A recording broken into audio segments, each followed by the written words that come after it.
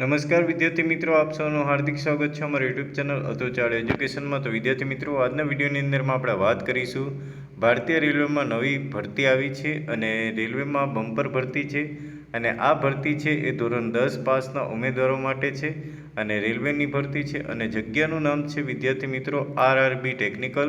અને કુલ જગ્યાઓ છે અહીંયા 6180. પગાર ધોરણ છે અહીંયા આપણે 29,200થી શરૂ થાય છે. તો મિત્રો, આમાં લાયકાત શું છે?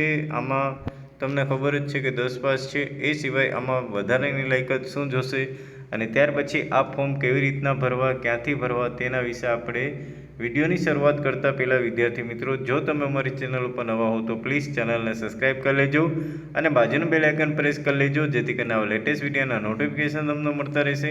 અને આ વિદ્યાર્થી મિત્રો, વિડીયો ગમે તો પ્લીઝ લાઇક કરી દેજો અને તમારા મિત્રો સુધી શેર કરી દેજો.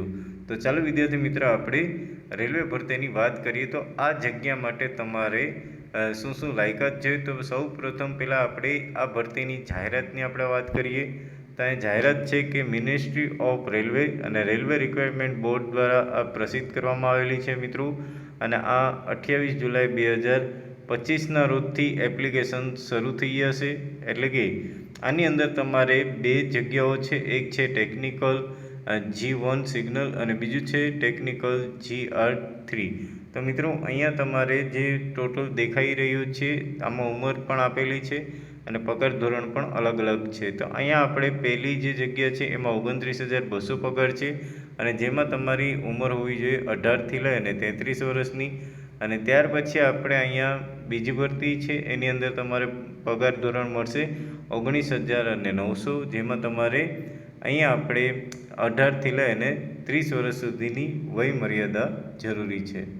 તો અહીંયા આપણે વાત કરીએ વિદ્યાર્થી મિત્રો કે કી ડિટેલ ન્યુટેશલ એટલે કે વેકેન્સી આપણે 180ની આપણે વાત કરીએ તો 180ની જે વેકેન્સી છે એની અંદર તમારે પે ગ્રેડ એટલે કે ટેકનિકલ ગ્રેડ 2ની અંદર કેટલી છે તો કે 6,000. એજ્યુકેશન તમારે 180નીમાં તમારે કઈ કઈ જોશે તો કે BSc physical and electronics and diploma in engineering. જ્યારે ટેકનિકલ ગ્રેડ 3ની અંદર તમારે 10 pass plus ITI in relevant trade in the 12th with the PCM એટલે કે ITI કરેલું હોવું જોઈએ અને પણ ક્યારે તો કે 12 પાસ પછીનું. ત્યાર પછી એજ લિમિટની વાત કરીએ તો પહેલી જે ભરતીની અંદર છે એમાં 18થી લઈને 36 વર્ષનું આપેલું છે, 2025 સુધીના હોવા જોઈએ. અને આમાં આપણે આપેલું છે 18 વર્ષથી લઈને 33 વર્ષ. ત્યાર પછી વિદ્યાર્થી મિત્રો, અહીંયા આપણે એજ્યુકેશનની આપણે વાત કરી. ત્યાર પછી રિલેક્શન એટલે કે OBC વાળાને કેટલા વર્ષની છૂટ મળશે તો કે એને કોઈ છૂટ નહીં, એને 3 વર્ષની મળશે. અને ત્યાર પછી SC STને 5 વર્ષની છૂટ મળશે. અહીંયા પણ એવું જ છે, OBCની 3 વર્ષ અને SC STને 5 વર્ષની. સિલેક્શન પ્રોસેસની આપણે વાત કરીએ તો CBT1 અને CBT2 એટલે કે કોમ્પ્યુટરાઇઝ બેઝ તમારે ટેસ્ટ આપવી પડશે અને ત્યાર પછી તમારે ડોક્યુમેન્ટ વેરિફિકેશન માટે મોકલવામાં આવશે અને ત્યાર પછી તમારે મેડિકલ એક્ઝામ આપવી પડશે. આની અંદર પણ એવી જ પ્રોસેસ કરવામાં આવશે. CBTની પહેલી પરીક્ષા પાસ કરવી પડશે, ત્યાર પછી CBTની બીજી પરીક્ષા અને ત્યાર પછી તમને ડોક્યુમેન્ટ વેરિફિકેશન માટે બોલાવશે અને ત્યાર પછી તમારે એક મેડિકલનો એક્ઝામ આપવો પડશે. ત્યાર પછી વિદ્યાર્થી મિત્રો, અહીંયા આપણે વાત કરીએ એપ્લિકેશન પીરિયડ. તો એપ્લિકેશન તમે ક્યારથી દઈ શકો છો? તો એપ્લિકેશન ચાલુ થશે તમારે જૂન 28, 2025થી અને ક્યાં સુધી રહેશે તો કે જુલાઈ 28, 2025. આની પણ એ જ તારીખ છે 28, 2025 અને 28 જુલાઈ 2025 સુધીની છે. પે સ્કેલની વાત કરીએ તો લેવલ 5 ઉપર પહેલી જે જગ્યા છે એમાં તમને મળશે, જેમાં તમારે 29,200 રૂપિયા. જ્યારે અહીંયા લેવલ 2 ઉપરની આપણે વાત કરીએ તો 19,900 રૂપિયા મળશે. એપ્લિકેશન ફી રહેશે અહીંયા તમારે 500 રૂપિયા, જેમાં ST ST અને PWBDને કેટલી તો કે 250 રૂપિયા ભરવાની રહેશે. આની અંદર પણ એવું જ છે, 500 રૂપિયા તમારે જે અધરને ભરવા પડશે, જ્યારે SC STને કેટલા ભરવા પડશે તો કે 250 રૂપિયા ભરવા પડશે. હવે તમારે જે અરજી કરવાની છે તમારે એપ્લાય ઓનલાઈન કરવાની રહેશે અને જેની વેબસાઇટ છે ઓફિશિયલ RRB વેબસાઇટ, અને આની પણ RRB વેબસાઇટ ઉપર જઈ અને તમે આની જે એપ્લિકેશન ફોર્મ છે એ ભરી શકો છો.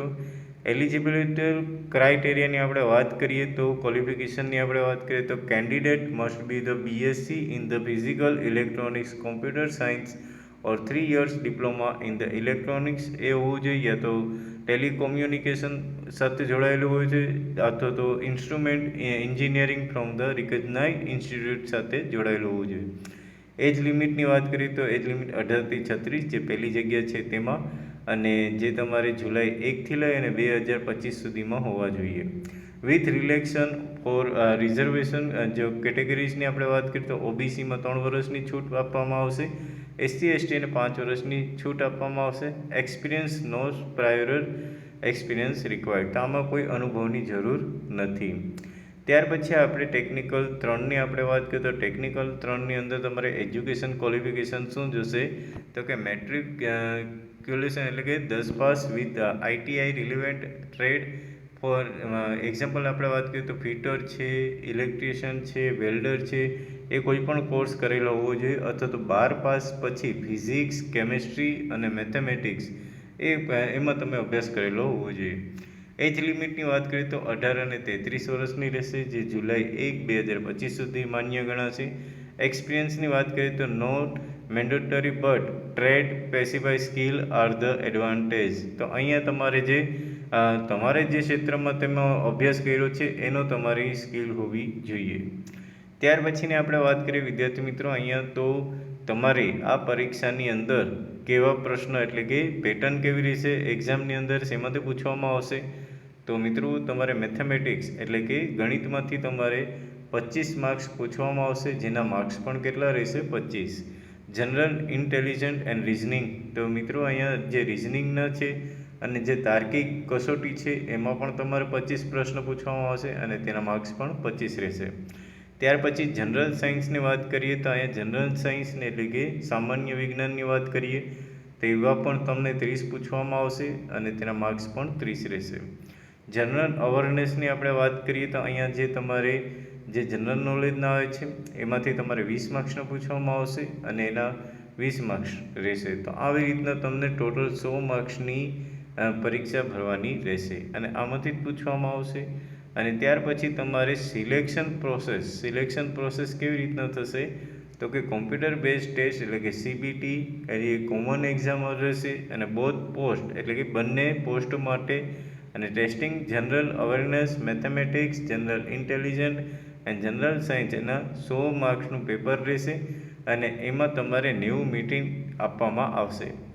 કોમ્પ્યુટર બેઝ ટેસ્ટ CBT એટલે કે બીજો જે તમારી ટેસ્ટ લેવામાં આવશે એમાં ટ્રેડ સ્પેસિફિક ક્વેશ્ચન એટલે કે તમે જે ક્ષેત્રમાંથી આવો છો એ ક્ષેત્રનું જે તમારે પ્રશ્ન પૂછવામાં આવશે. Short list candidate with the separate syllabus or grade 1 and grade 3 120 question in 120 minute, એટલે કે તમારે ગ્રેડ 1 અને ગ્રેડ 3ની પરીક્ષાની અંદર તમારે 120 માર્ક્સના પ્રશ્ન પૂછવામાં આવશે, જેની તમારે 120 મિનિટમાં તમારે જવાબ આપવાના રહેશે.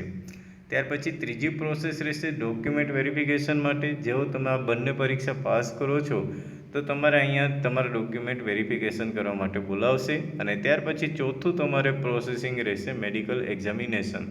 અને ત્યાર પછી તમારે કોઈ પણ મેડિકલ રિપોર્ટ એટલે કે રેલવે દ્વારા તમારે medical standard A3 category for grade 1 and B1 યાની કે એટલે કે ગ્રેડ 2 ગ્રેડ 3 છે એની અંદર તમારે જે મેડિકલ ટેસ્ટ છે એ આપવો પડશે. હાઉ ટુ એપ્લાય, તો મિત્રો તમે આનો જે ભરતી છે એમાં ફોર્મ કેવી રીતના ભરશો તો એની વેબસાઇટ છે આપણે અહીંયા ઓફિશિયલ RRB વેબસાઇટ, ત્યાં જઈ અને તમે એ ઓપન કરશો. ઓપન કરી અને ત્યાર પછી રજિસ્ટરનો એક ઓપ્શન હશે, એમાં તમારે create an account with the valid email, તમારો જે ઈમેલ આઈડી છે અને તમારો મોબાઈલ નંબર છે એનાથી તમારે રજિસ્ટ્રેશન કરવાનું રહેશે. રજિસ્ટ્રેશન કર્યા બાદ તમારે ફિલ એપ્લિકેશન ફોર્મ, ત્યાર પછી તમને એક એપ્લિકેશન ફોર્મ આવશે જેમાં તમારે personal detail, educational and trade detail, જેમાં તમે કોર્સ કરેલો હોય તે એ તમારે ફિલઅપ કરવું પડશે. ત્યાર પછી ચોથું છે અપલોડ ડોક્યુમેન્ટ.